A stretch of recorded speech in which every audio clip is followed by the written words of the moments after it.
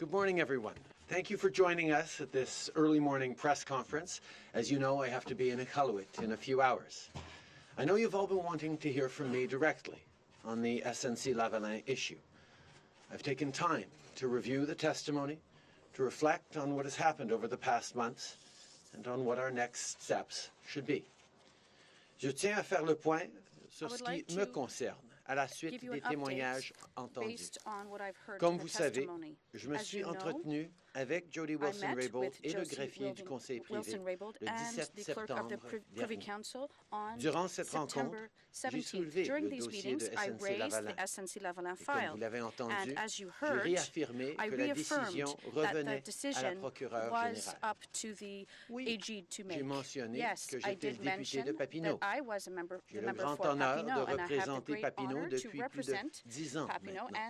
Et j'ai à cœur les familles, les travailleurs et les étudiants qui habitent mon comté. Et ce commentaire n'était pas de nature partisane. It is our job as parliamentarians to defend the interests of the communities we were elected to represent, to be the voice of those communities in Ottawa.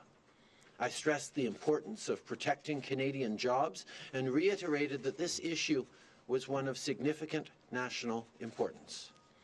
Ms. Wilson-Raybould left that meeting saying that she would speak with her deputy minister and the clerk about this matter, but that the decision was hers alone. In the months that followed that meeting, I asked my staff to follow up regarding Ms. Wilson-Raybould's final decision. I realize now that, in addition, I should have done so personally, given the importance of this issue and the jobs that were on the line.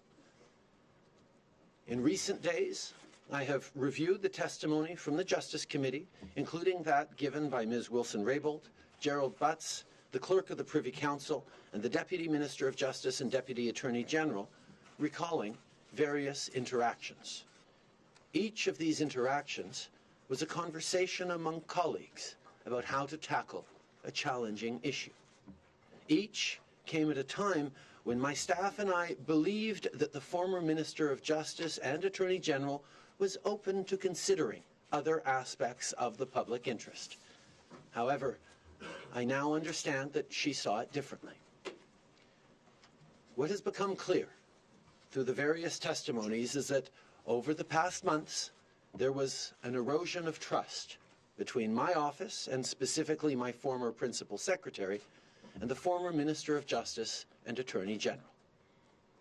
I was not aware of that erosion of trust.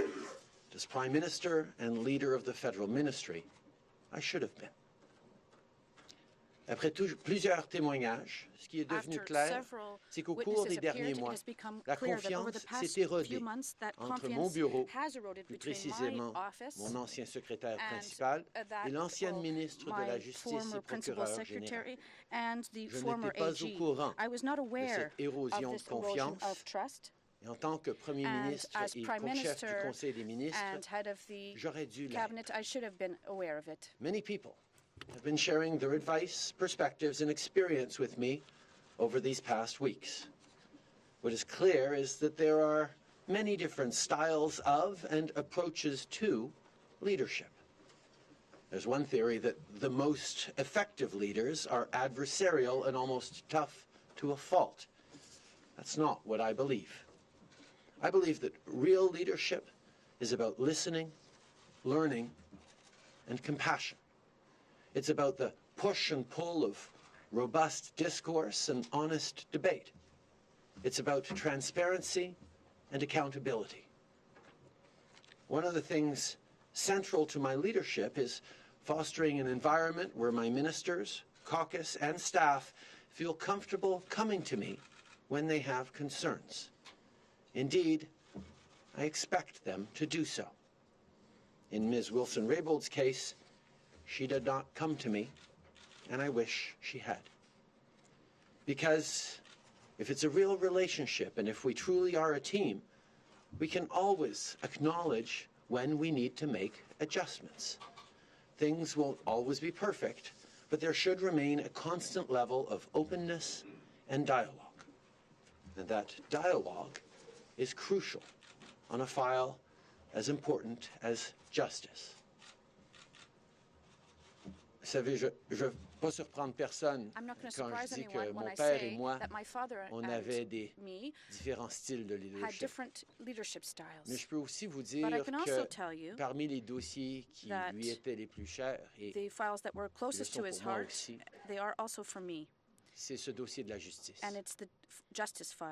It is something that I was immensely pleased to discover, that the new Prime Minister's office in the West Bloc was an office that was occupied by my father when he was Minister of Justice. And throughout his career, he was dedicated to that principle of justice, the just society, the Charter of Rights and Freedoms. And his approach of justice and fairness infused everything he did, and certainly was something that he raised me with. So as I look at the different departments and responsibilities and things that a government must do, the justice file has always been one that has been of particular importance and interest to me. C'est quelque chose qui m'a toujours tenu à cœur et dans lequel j'ai toujours eu beaucoup d'intérêt, et le travail que nous avons fait au cours des dernières années sur les dossiers de la justice était toujours très important pour moi. Sur les dossiers de réconciliation, sur les dossiers d'aide médicale à mourir, sur les dossiers du cannabis et des pardons y associés.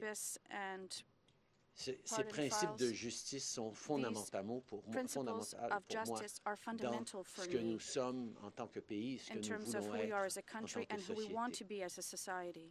J'ai passé toute ma carrière politique à me battre pour la justice et pour les gens.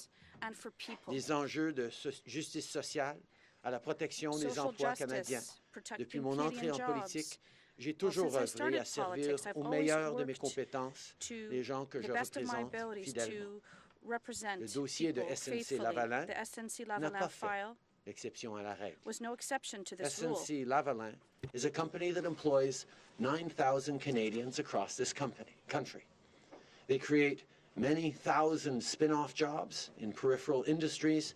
They directly or indirectly put food on the table for countless families as one of Canada's major employers. But they are also a company facing serious criminal charges. The context is a tough one, with potential job losses in the thousands.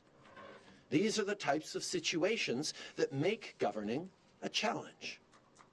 And when there's an erosion of trust within the people involved, it further complicates what is already a difficult decision for the Attorney General. This has been a tough few weeks. Canadians expect and deserve to have faith in their institutions and the people who act within them. Almost every day as Prime Minister, I learn new things. So I can tell you without a doubt that I have taken and will continue to take many lessons from these recent days and weeks.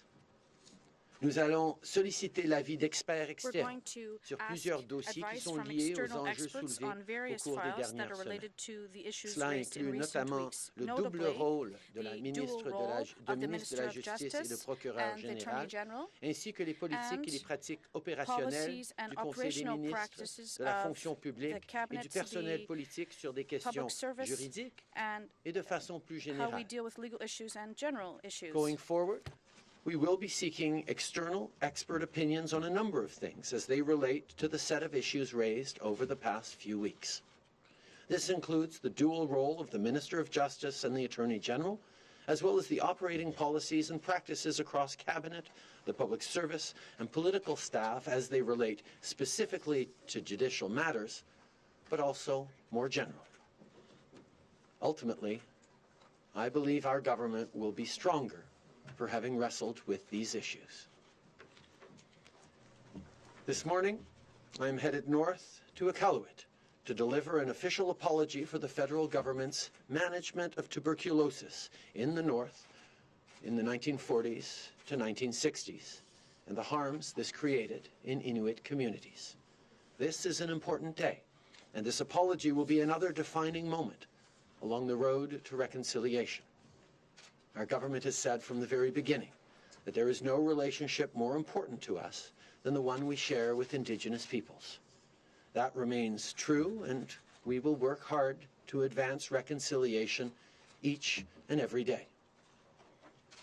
On Friday, I'll be in Toronto, marking International Women's Day with incredible young leaders.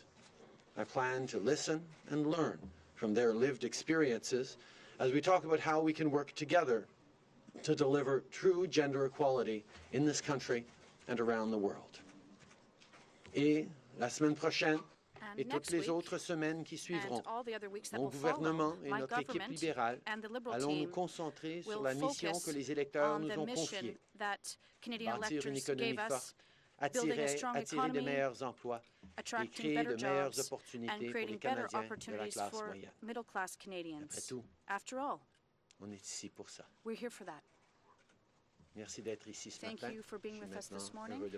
I'll be happy to Okay, answer so your one questions. question, one follow-up. Let's keep them short. We have a lot of questions, not a lot of time. We'll start with the Globe and Mail.